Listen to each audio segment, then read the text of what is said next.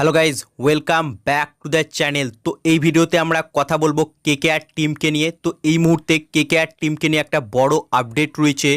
IPL 2026-এর নিলামের আগেই বড়সড় বাজিমাত করতে চলেছে কলকাতা নাইট রাইডার্স টিম। হ্যাঁ ফ্রেন্ডস, রিপোর্ট অনুযায়ী শোনা যাচ্ছে দিল্লি ক্যাপিটালস ছেড়ে দিচ্ছে কেএল রাহুল এবং সম্ভবত কেকেআর টিম তাকে ট্রেড করে দলে নিতে চলেছে। অর্থাৎ দিল্লির সঙ্গে কলকাতা নাইট রাইডার্স টিমের ট্রেড হতে চলেছে কেএল রাহুলকে নিয়ে এবং এই ট্রেডটা হবে সম্পূর্ণ ক্যাশ ডিল, অর্থাৎ টাকার বিনিময়ে। নিলামের আগেই দিল্লি ক্যাপিটালসের কাছ থেকে কেএল রাহুলকে দলে নিচ্ছে কেকেআর টিম, অর্থাৎ কোনো প্লেয়ার এক্সচেঞ্জ হচ্ছে না দিল্লি ক্যাপিটালসের সঙ্গে কেকেআরের।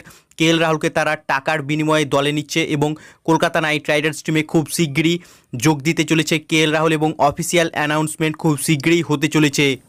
অর্থাৎ আইপিএল 2026-এ সম্ভবত কেকেআরের হয়ে আইপিএল খেলতে চলেছে কেএল রাহুল এবং দিল্লি ক্যাপিটালসের কাছ থেকে কত টাকার বিনিময়ে কেএল রাহুলকে ট্রেড করে কেকেআর দলে নিচ্ছে তা এখনও স্পষ্ট নয়।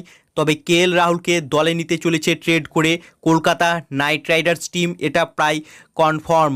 এবং কলকাতা নাইট রাইডার্স টিম সম্পূর্ণ টাকার বিনিময়ে কেএল রাহুলকে দলে নেবে এবং কেএল রাহুল কেকেআরে আসলে কেকেআরে অনেকগুলো সমস্যার সমাধান হয়ে যাবে।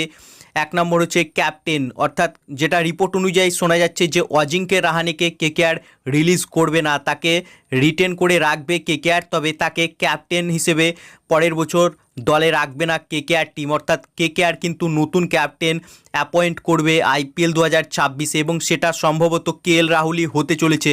অর্থাৎ আইপিএল 2026-এ কেএল রাহুলকে আমরা কেকেআরের ক্যাপ্টেন রূপেও দেখতে পেতে চলেছি এবং অজিঙ্ক্য রাহানে তাকে কিন্তু কেকেআর অ্যাজ এ প্লেয়ার হিসেবে রিটেন করে রাখবে পরের বছরের জন্য। তবে ভেঙ্কাটেশ আয়ারকে কনফার্ম রূপে ছেড়ে দিচ্ছে কেকেআর টিম এবং সেই টাকার বিনিময়ে হয়তো কেএল রাহুলকে দিল্লির কাছ থেকে ট্রেড করে দলে নিচ্ছে কেকেআর।